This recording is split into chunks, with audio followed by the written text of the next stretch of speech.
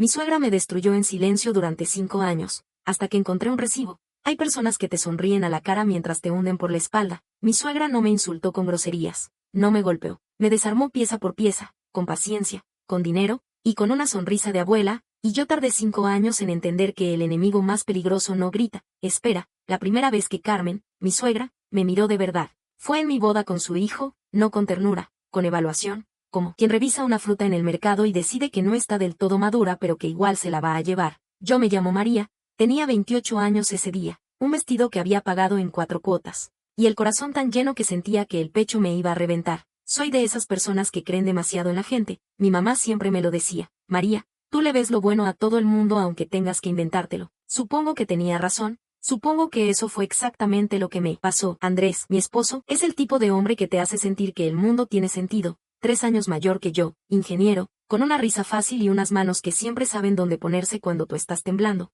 Lo conocí en una fila del banco, de los 2 lugares más antirrománticos del mundo. Ese era definitivamente uno, y en 20 minutos ya sabía que ese hombre iba a ser importante en mi vida. Nos casamos 2 años después. Fue la decisión más fácil que he tomado. El problema no era Andrés. El problema era que Andrés tenía una madre, Carmen, 64 años cuando la conocí, viuda desde los 50, dueña de una casa grande en el norte de la ciudad y de una opinión sobre todo, pelo corto teñido de castaño, ropa siempre planchada, manos que nunca estaban quietas, tejiendo, acomodando, limpiando algo que ya estaba limpio, la clase de mujer que en una primera impresión parece entrañable, activa, presente, dedicada, la abuela que todos quisieran tener. Esa primera impresión duró exactamente 40 minutos. Nos presentamos en un almuerzo familiar.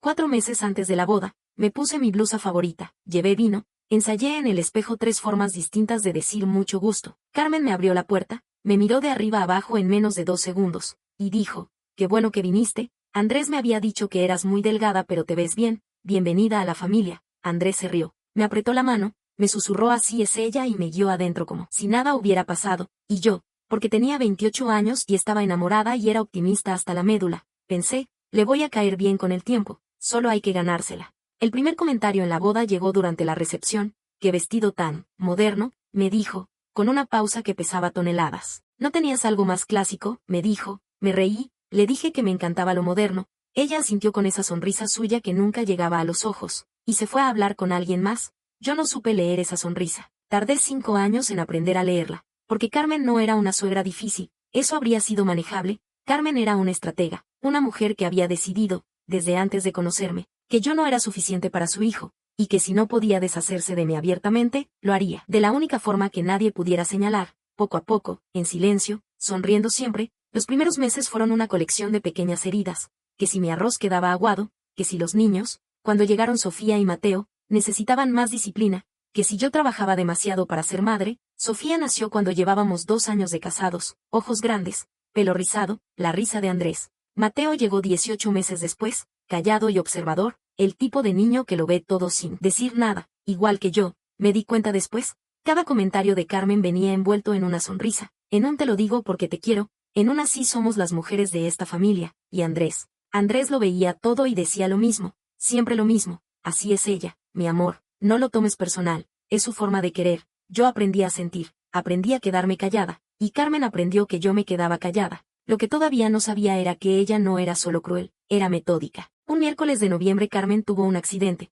resbaló en las escaleras de su apartamento, fractura de cadera, lesión en la columna. Los médicos dijeron que caminaría con dificultad por meses, quizás por siempre. Cuando Andrés me llamó al trabajo, lloraba, y yo, porque soy así, porque así soy, también lloré. Hay que traerla a vivir con nosotros, me dijo esa noche. No fue una pregunta. No hubo ¿qué piensas tú?, no hubo podemos hablar, fue un hecho que él presentó con los ojos rojos y la voz quebrada, y que yo recibí como siempre recibía las cosas en esa casa, callada, asintiendo. Claro, dije, es tu mamá. Lo que vino después fue el peor año de mi vida. Carmen llegó con su silla de ruedas, 3 maletas, y una nueva forma de herirme que yo no había visto venir, la cercanía. Antes me atacaba desde lejos, una vez a la semana, en visitas controladas. Ahora estaba ahí, en el desayuno, en el almuerzo, en la cena, en el pasillo a las 2 de la mañana cuando iba al baño. El primer mes, le dijo a mis hijos, Sofía, de 6 años, y Mateo, de 4, que mamá cocina feo pero la abuela puede enseñarles recetas ricas de verdad. Lo dijo sonriendo, lo dijo frente a mí. Yo agarré el plato de sopa que tenía en la mano y lo puse despacio sobre la mesa, respiré, y no dije nada. Tomé la decisión correcta al callarme, lo que sé ahora es que cada vez que me callé, ella tomó nota. 3 meses después de que Carmen se mudara, perdí mi trabajo. Mi jefa me llamó de su oficina un jueves por la tarde, me dijo que habían recibido información preocupante de una fuente anónima sobre mi desempeño y actitud. Me dijo que varios clientes habían pedido no trabajar conmigo. Me dijo que lo sentía. Yo salí a la calle y me quedé parada en la acera durante 20 minutos sin poder moverme, no entendía nada. Llevaba 4 años en esa firma, tenía buenas evaluaciones. Mis clientes me querían, no entendía qué información, qué fuente anónima. Cuando llegué a casa y se lo conté a Andrés, Carmen estaba en la sala. Ay, pobrecita, dijo, sin levantar la vista del tejido que tenía en las manos. Quizás era señal de que te quedaras más en casa con los niños. Andrés me apretó la mano, me dijo que todo iba a estar bien, me dijo que descansara, que ya encontraría algo. Encontré trabajo 2 meses después, en otra firma. Ganando menos, Andrés dijo que era un buen comienzo. Fue alrededor de esa época que empecé a notar otras cosas. Cosas pequeñas, mi agenda personal que desaparecía y aparecía en lugares raros. Mensajes de texto que yo juraba haber borrado que Andrés mencionaba como si los hubiera visto. Una vez, mi amiga Lorena me llamó confundida. ¿Por qué me dijiste que no viniera a tu cumpleaños? Me mandaste un mensaje rarísimo. Yo no le había mandado ningún mensaje. Habrás olvidado, dijo Andrés.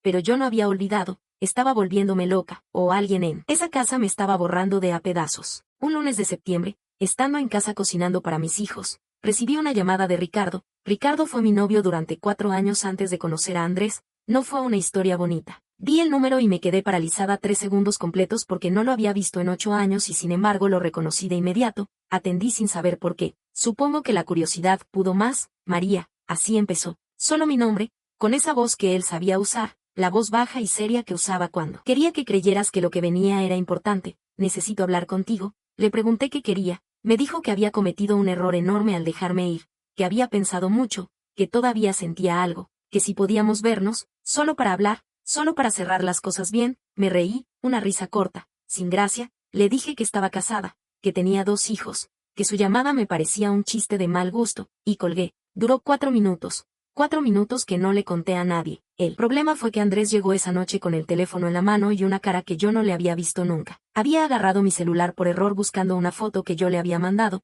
y había visto el registro de llamadas. Un número que no reconocía. Una llamada de 4 minutos que yo no había mencionado. ¿Quién es Ricardo? Se me cayó el estómago, se lo expliqué todo, la llamada, lo que me dijo, que lo rechacé, que colgué, todo. Andrés me escuchó con esa cara cerrada que los hombres ponen cuando están procesando algo que duele y no quieren mostrarlo. ¿Por qué no me lo dijiste? Porque no fue nada. 4 minutos no es nada, María. Lo que vino después fueron 3 semanas de silencios, de escenas tensas. De una cama que de repente se sentía enorme. Andrés no me acusó directamente, pero tampoco me creyó del todo, y esa duda, esa fisura pequeña, se quedó entre nosotros más tiempo del que debería. Lo superamos. O eso creímos. Carmen, durante todo ese periodo, estuvo perfecta, dulce, presente. Le decía a Andrés que lo apoyaba, que lo entendía, que uno nunca sabe bien quién es la persona con quien se casa. Me miraba a mí con esa lástima calculada que ahora reconozco como lo que era, satisfacción, pero nada podía haberme preparado para lo que vino después. El momento en que casi me quiebro fue un domingo de mayo. Sofía,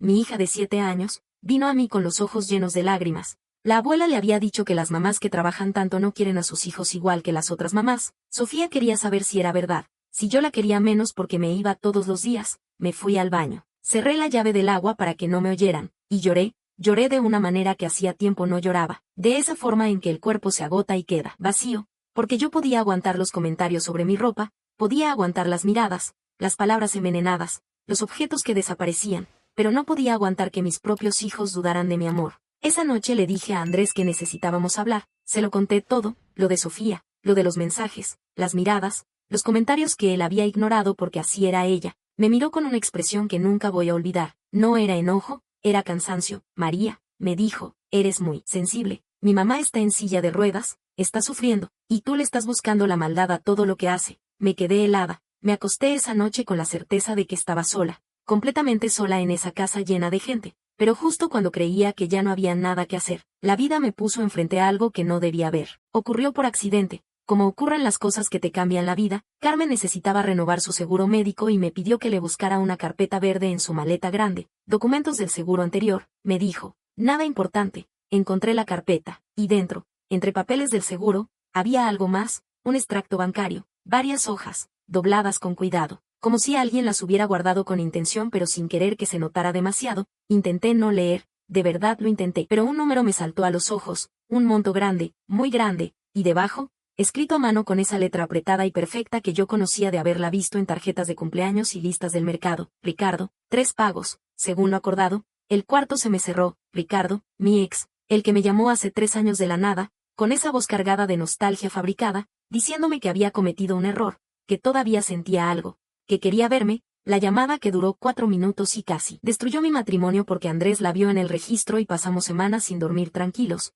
Esa llamada que nunca entendí, que nunca pedí, que alguien pagó. Me temblaban las manos, seguí buscando, más hojas, más extractos, transferencias con fechas, con montos, con notas al margen escritas con la misma letra, una transferencia que coincidía exactamente, en fecha, en monto, con el mes en que llamaron a mi jefa con información anónima sobre mi actitud y desempeño, la semana en que perdí el trabajo que amaba, el trabajo que había construido en 4 años, el trabajo que me hacía sentir que yo era algo más que la nuera de alguien. La nota decía: directora de recursos humanos, resultado satisfactorio. Otra transferencia, más antigua, con una fecha que reconocí de inmediato, 3 semanas antes de mi boda. La nota: agencia, búsqueda sin resultados. Continuar. No entendí esa al principio, tardé unos minutos en darme cuenta. Había pagado a alguien para buscar algo con que hundirme antes de la boda, algo del pasado, algún secreto, algo que pudiera mostrarle a Andrés para que no se casara conmigo. No encontraron nada porque no había nada, pero lo intentó. Había más, muchas más. Me senté en el piso del baño con las hojas en las manos y estuve ahí,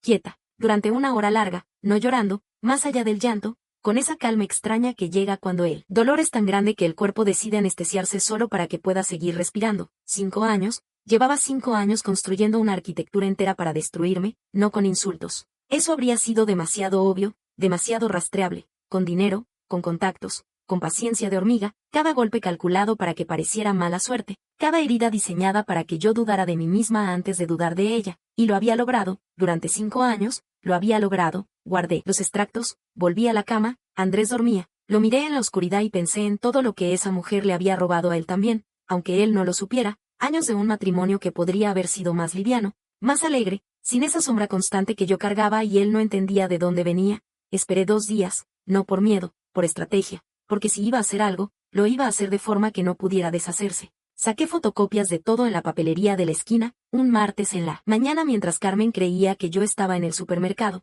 Las guardé en casa de Lorena, mi amiga de toda la vida, la única persona en quien confiaba sin reservas. Escribí en un cuaderno una línea de tiempo, fecha, monto, nota al margen, consecuencia en mi vida. Lo mandé por correo a mi hermano, que es abogado, con una nota que decía solo: guarda esto, no preguntes todavía. Al tercer día, cuando Andrés llegó del trabajo y los niños estaban en su cuarto viendo televisión, entré a la sala. Carmen tejía, como siempre, con esa serenidad de quien no tiene nada que esconder, o de quien lleva tanto tiempo escondiendo que ya no siente el peso. Me senté frente a ella, puse las fotocopias sobre la mesa de centro. Sin decir nada, sin apartar los ojos de su cara, ella las miró, bajó el tejido despacio, y por primera vez en 5 años, 5 años de comentarios, de sonrisas calculadas, de palabras envenenadas en oídos pequeños. Carmen no dijo nada, solo me miraba, y yo la miraba a ella, y en ese silencio de 10 segundos pasó algo que nunca había pasado entre nosotras. Nos vimos de verdad, sin máscaras. Ella supo que yo sabía, y yo supe que ella sabía que yo sabía. Sé lo de Ricardo, dije, mi voz no temblaba, ni una décima. Sé lo del trabajo, sé lo de la agencia que contrataste antes de la boda, sé lo de la herencia.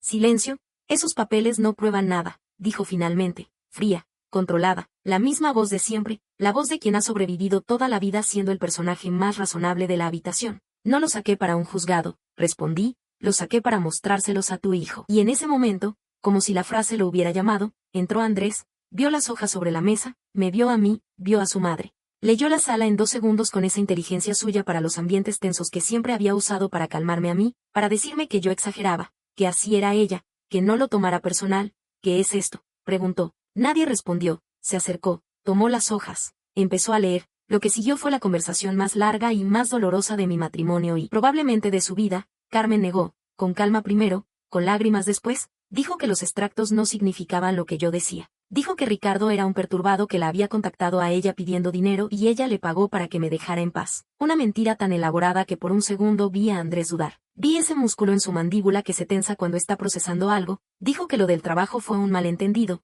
que ella nunca haría eso, que yo siempre le había tenido mala voluntad, que así era yo, inventando, exagerando, victimizándome. Y entonces Andrés llegó a la última hoja, la de la agencia. la de antes de la boda, la leyó 2 veces, la puso sobre la mesa con cuidado, como si fuera frágil. Mamá, dijo, solo eso, solo su nombre, en esa voz que yo nunca le había oído, no de niño preguntando algo, sino de adulto que acaba de perder el piso, y entonces Carmen explotó. No fue un llanto, no fue un derrumbe, fue una rabia vieja, acumulada, de esas que llevan años esperando una salida y cuando encuentran la puerta salen con todo. Se levantó de la silla, ella, que llevaba meses diciéndonos que le costaba pararse sola, y tiró el tejido al piso de un manotazo. ¿Sabes qué eres tú?, me dijo, con el dedo apuntándome, la voz quebrada pero los ojos secos y duros como piedra. Una ladrona, eso es lo que eres, una ladrona que entró a esta familia a quitarme lo único que yo tenía. Andrés dio un paso hacia ella y dijo mamá. Ella dijo no, lo cortó sin mirarlo, seguía clavándome los ojos a mí. Antes de que aparecieras tú, mi hijo me llamaba todos los días, todos los días. ¿Sabes cuándo fue la última vez que me llamó sin que yo llamara primero? Desde que te metiste en su vida. El cuarto estaba quieto, los niños seguían en su habitación. Por un segundo sentí que estaba viendo todo desde fuera de mi propio cuerpo. Entonces pregunté, ¿te lo robé? Y mi voz sonó más tranquila de lo que me sentía. ¿Eso es lo que crees? Ella dijo, no lo creo, lo sé, y se le quebró la voz al final. Pero no se dio, continuó diciendo, yo lo crié sola, sola. ¿Entiendes? Con este par de manos lo crié después de que su padre se murió y me dejó con 2 hijos y una casa que mantener. Yo le di todo, todo lo que tenía. Y llegaste tú con tu carita y tus planes y me lo fuiste quitando de a poco, visita por visita, año por año, hasta que ya no era mi hijo. Entonces Andrés intervino diciendo, para allá. Carmen, su voz sonó diferente, grave, sin el temblor de hace un momento. Ella lo miró, y en ese instante vi algo que nunca había visto en su cara, miedo, no de mí, de él. Entonces le dijo Andrés, mi amor, yo lo hice por ti, todo lo que hice fue por ti, ella no te convenía. Yo lo sabía desde el primer día. Andrés dijo, pagaste a su ex para que la llamara, pagaste para que la despidieran,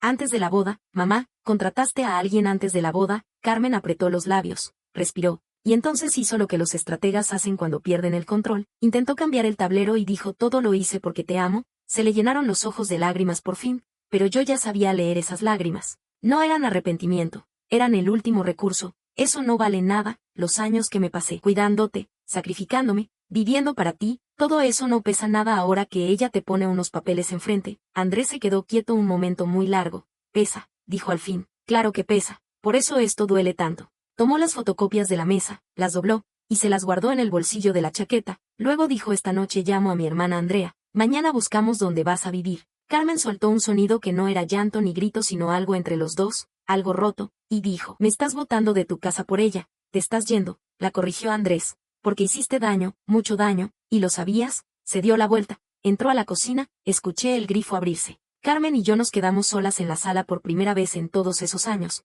Me miró, tenía los ojos rojos, el pelo levemente desordenado, esa compostura suya finalmente hecha pedazos, y vi algo que no esperaba ver. No vi a una villana, vi a una mujer anciana, asustada, que había amado tan mal a su hijo que lo había hecho en secreto y con dinero porque no sabía hacerlo de otra forma. No me dio lástima, pero sí lo entendí, y a veces entender algo es más pesado que odiarlo. Hay guerras que se ganan en silencio, y hay silencios que finalmente, después de 5 años se rompen. Carmen se fue de mi casa 10 días después. Andrés cargó sus maletas y la llevó en silencio mientras los niños estaban en el colegio para evitarles ese momento. Cuando el carro desapareció sentí un silencio diferente, no el que pesaba por todo lo que había callado durante años, sino un silencio que por fin era mío. Entré a la casa, me senté en la sala y entendí que ya no esperaba que nadie me dijera que estaba exagerando. Los meses siguientes no fueron fáciles. Andrés y yo comenzamos terapia. Él para enfrentar la traición de su madre y yo para entender por qué había soportado tanto tiempo sin defenderme. Descubrí que no me había callado solo por mi matrimonio o por mis hijos,